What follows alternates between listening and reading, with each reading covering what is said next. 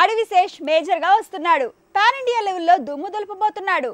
అయితే రానా తరువాత అంతగా సౌత్ నార్త్ ఊపేసే హీరో తనే అంటున్నాడు.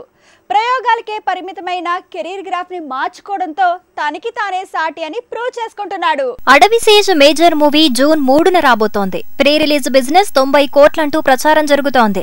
దీంతో అడవిశేష్ మరో రానా అంటున్నారు. పాన్ ఇండియా లెవెల్లో మార్కెట్ సొంతం చేసుకోబోతున్న హీరో అనేస్తున్నారు.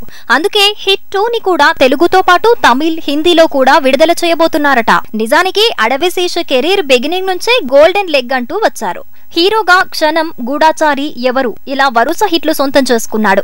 క్యారెక్టర్ ఆర్టిస్ట్ గా కూడా చేసిన ప్రతి ప్రయోగంతో దూసుకెళ్లాడు. అడవిశేష్ మొదటి నుంచి ప్రయోగాలతోనే జర్నీ చేస్తున్నాడు.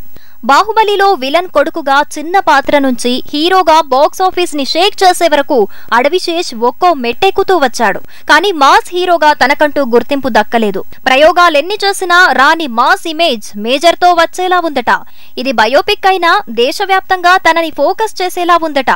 అలానే హిట్ 2 కూడా అలాంటి ఫీల్ ని క్రియేట్ చేసే మూవీ అవటంతో ఈసారి తన సినిమాలు సక్సెస్ అయితే మాస్ హీరో స్థాయి మార్కెట్ పెరిగే అవకాశం ఉందట.